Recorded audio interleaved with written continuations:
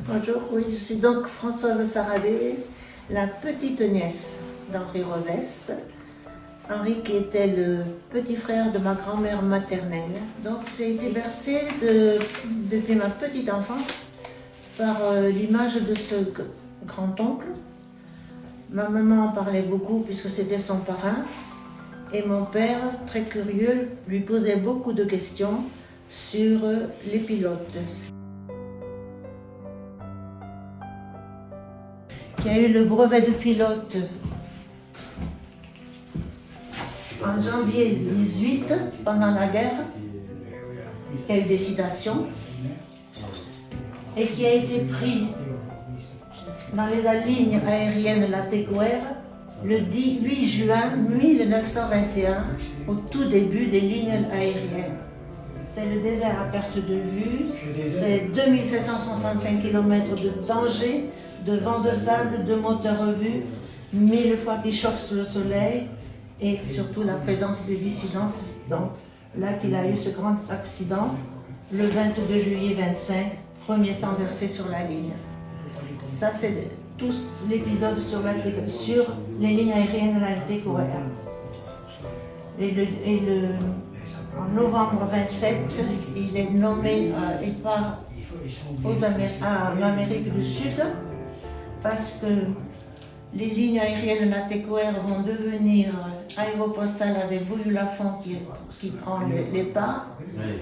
Évidemment, ils ont besoin des pilotes très chevronnés. Et ils font appel parce que pour reprendre ces lignes, il faut vaincre les plages marécageuses, les tempêtes tropicales, la forêt vierge, la neige des Andes. Et donc ils ont besoin des meilleurs pilotes. Qui a pris le devant? Vacher, pilote excessivement important et qui restera tout le temps en Amérique du Sud. Delay, Rosès, Negrin, Thomas, Bédrigrand. Puis viendront Mermoz, Guillaumet, Rennes et en 1929, Saint-Exupéry. J'ai réalisé ce vœu, ce souhait, je l'ai fait, j'y suis allée. J'ai eu la chance d'avoir de bons compagnons de pilotage, Jean-Jacques Galli, le directeur du rallye, Jean-Claude Nivet, l'historien du rallye. Donc j'ai été vraiment happée par cette ambiance des pilotes. Et ce qui m'a le plus impressionné, c'est qu'ils connaissaient tous Henri Rosès. Là, j'en avais les frissons. Quand on est passé au-dessus de l'endroit où il avait eu l'accident, Jean-Jacques Galli a fait 2 fois le tour de l'espace pour me montrer le lieu. Voilà. Eh bien, je suis Jean Rosès. Je suis le neveu d'Henri Rosès. Moi, j'entendais parler toujours de mon oncle aviateur quand j'avais 10 ans à peine, lors de sa mort, en 1944. Mais à 10 ans, on ne sait pas trop ce que c'est que l'aviation et les avions. Pour nous, nous avions un oncle aviateur, c'est tout.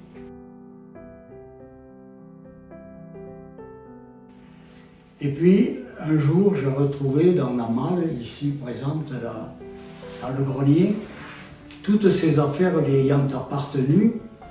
Et j'ai vu des photos, j'ai vu des lettres, ces médailles et tout ça. Alors ça m'a intrigué un petit peu et je cherchais à en savoir plus. Et c'est en interrogeant mon père et en lisant beaucoup dans les livres ce qu'il avait été, le pilote qu'il avait été, que j'ai compris que c'était un héros de l'aviation. C'est à ce moment-là que je me suis intéressé quand même à lui et à sa vie. Et je suis heureux aujourd'hui d'avoir réalisé, avec la collaboration étroite de ma cousine Françoise, le musée où on est en train aujourd'hui de parler. C'est la mémoire vivante maintenant de ce qu'il a été. Voilà quelques documents que j'ai retrouvés dans la malle notamment le carnet de vol, ce qui est assez rare, c'est le seul que l'on a pu trouver. Toutes ces photos, ça s'accroche en plexiglas, dont il se servait pour mettre les documents pour voler, et également ces médailles, la croix de combattant, la médaille de commémoration de la guerre, la médaille d'honneur régionale, la médaille de Verdun, la médaille je ne sais pas quoi qu'il a écrit, et la croix de guerre. Et en plus, la Légion d'honneur qu'il a eu également. Tous ces documents, je les ai retrouvés, et ils sont là, présents, pour l'éternité, j'espère, et avec ses photos anciennes, quand il était militaire, et en plus, après, aviateur.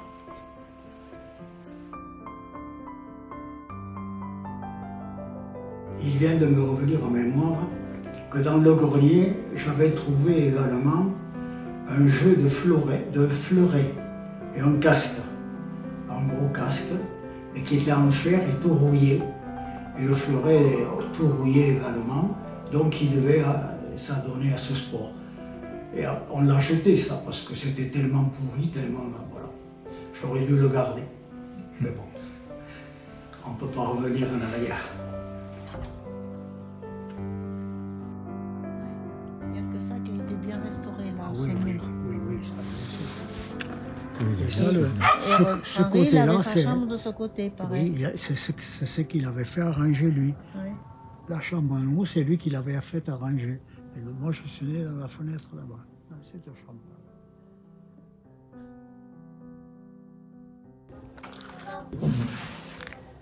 Bonjour, bienvenue à Souesch, dont je suis le maire. La commune, depuis 2005, donc depuis près de 20 ans, a travaillé à honorer la mémoire d'Henri Rosès.